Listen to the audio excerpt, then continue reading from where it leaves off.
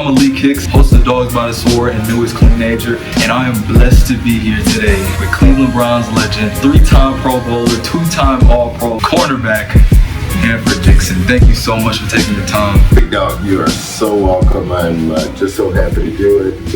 Everything I can do to help you out, just glad to do it. Appreciate it a ton. Now, talking about when you made it to the league, obviously you had a really luxurious career.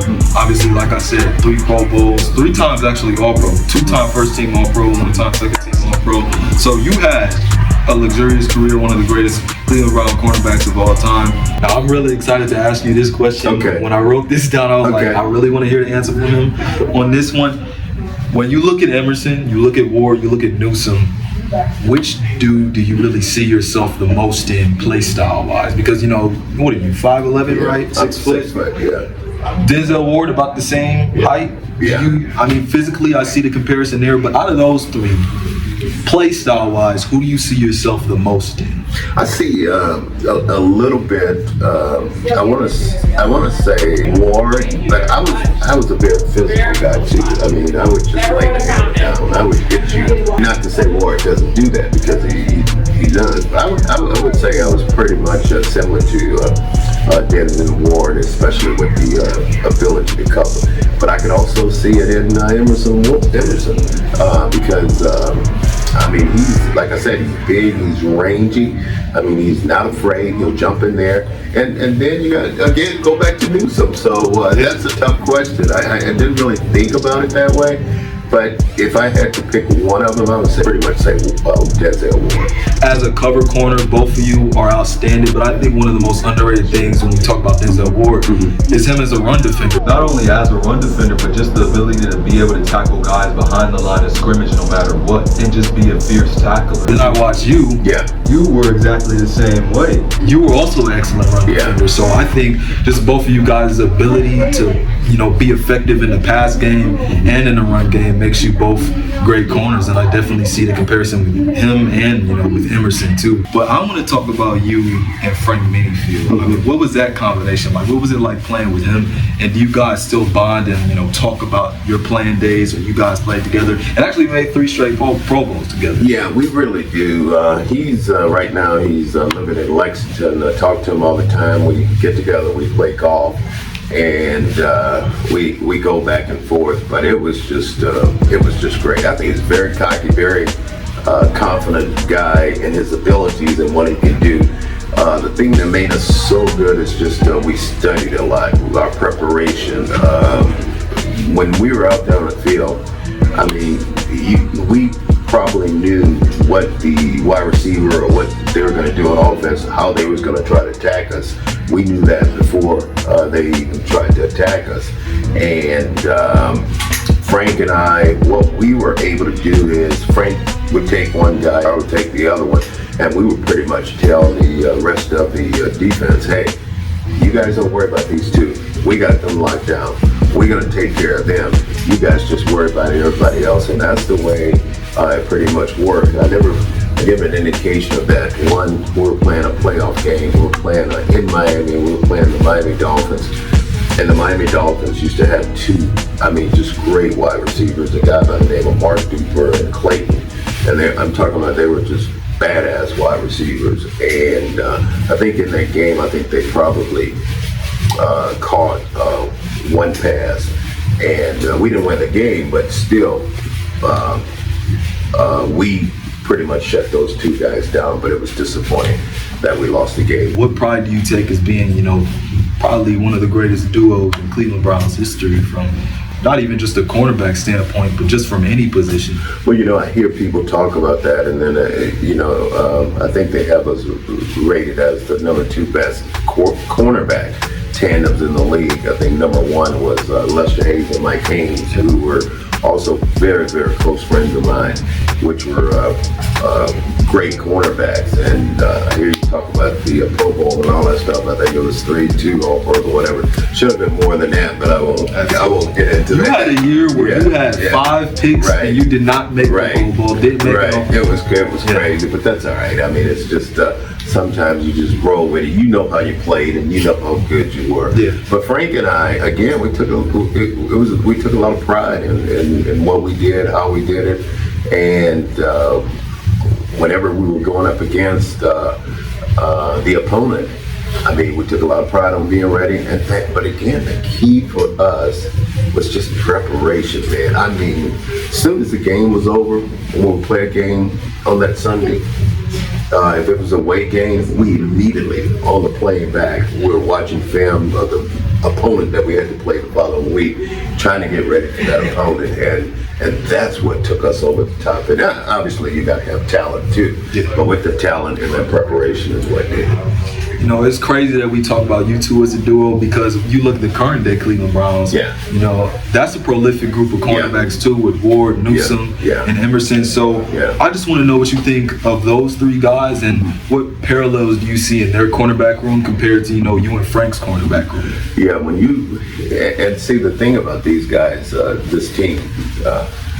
And not to say anything bad about our defensive line. I mean, our defensive line was good. Those guys gave us everything they wanted. We had 2 All-Pro outside linebackers, and Clay Matthews and Chubb. We had Big Daddy Harrison and some other guys on the defensive line. But we never had that dominant pass rusher like they have. They got a guy like Myles, Garrett, and Darius, and guys like that who really can get after the quarterback. And as a cornerback, that can make you do a lot of things, make you take a lot of chances, because you know the quarterback is not going to have a lot of time to throw the football. But talking about those guys, I like them. I mean, I really like them. Ward, I think it's one of the best. Have a little problem staying healthy, but other than that, when he's on the field, I mean, he's just a lockdown corner. I also like Emerson, because Emerson is a dog. I think Emerson came to us from Mississippi State, I want to say. And the thing about him, he's big, he's rangy. I mean, he's not afraid. He understands that he's not going to win every battle, but he's back in their face, and he's a dog out there. I like about it. And Newsome, he could play pretty much anywhere in that secondary. I mean, we have him a lot in the slot, but I agree with you 100% with those three guys. I mean, they are just an awesome group. They're locking everybody down, and I like the way they're styling, the way they play defense. Obviously, you now have a defense that has returned a lot of the same players from last year. All around, do you think the continuity that this defense now has is going to, you know, take it to another level, or allow them to maintain the dominance they had last year? I think our defensive line overall, I think those guys are pretty sharp and pretty dominant, because I've always said the game of football is controlled on the offensive and defensive line of scrimmage. When you got those guys up front and they're really getting after it and they're controlling that line of scrimmage, that's when you beat up on an offense or a defense. And that's where when that defensive line is really strong, it allows everybody in that secondary to maybe take some more chances, do some things they wouldn't ordinarily do. But I think this defense is going to be a top 10 defense. I think it's going to play like a top 10 defense, and I think last year, I think they learned something from going on the road and playing on the road, and I think they'll be much better this year. We talk about Deshaun Watson and like where we want to get with the offense and the defense combined. When we talk about benchmarks and where we want to see this team at the end of the year, where do you think we should see the Browns at the end of the year in order for ourselves to really feel good about where they are as a franchise and being able to win now? It doesn't necessarily mean you got to get to the Super Bowl this year and win this year, but how far do they have to advance for you to really feel good about where they are, especially with how much money they have put into this roster? I think what we have to do, we don't just have to get to the playoffs. I think we have to win a playoff game and possibly get to the championship, AFC championship game. I think that's where the benchmark is set with this football team right now, because as you mentioned, we've spent a ton.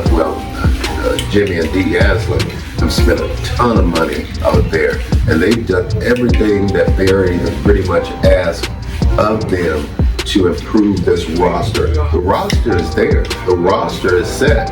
Now we just have to go out and do it. Those guys can't just show up this year. They have to, like you said, they have to win football games. And I think we will win football games. And the only thing that's going to be tough, again, I talked about it, is that AFC North. I mean, Baltimore is there every single year. Baltimore is kicking themselves because they lost the big game against Kansas City, and they lost it at home. And but Lamar Jackson and company, I mean, they are going to be tough. And again, the Pittsburgh. I mean, Tomlin. I mean, what can you say about it? I mean, this guy just keep winning and winning and winning. So it's going to be interesting to see. But to answer your question is, we don't just have to get to the playoffs. We got to get there. We got to win a game or two. And I think if we do that, I feel really, really good about this football team. You're popular around Cleveland. You're famous around here. You've been around here for a while. You know, in your playing days, you do media here now. I just want to know, what does Cleveland mean to you? What's kept you around, really? Well, it's really funny. I mean, obviously, I came here in '81. I was, which I was the first round draft pick of the Browns. And I was coming from a little small town outside of Mobile, Alabama, a little place called Theodore, Alabama. And when I was watching the draft, I get a phone call from Art Modell saying that he's going to draft me. I had mixed emotion here. It's just snow all the time. Well, not all the time, in the winter time. So I said, okay, I'm going to come here and I'm going to gut this out. But I came here. I just love the city. It's just a hard-working town, blue collar town, and it's funny. I didn't really want to come here, but now that you guys have me here, you can't get rid of me now. I'm just you're stuck with me, so as I can say. But I love Cleveland. I mean, I really do. I just love everything it stands for. And since I've been here, I'm really not. Obviously, I'm a Browns fan, but I've become it was the Cleveland Indians at the time, and now it's the Cleveland Guardians and also the Cavaliers. Well, Mr. Dixon, I thank you so much for taking the time with me to sit down and do this interview. I loved your answers. Thank you for giving me your time. You're welcome, big dog. Glad to do it. Thank you. All right. You got it.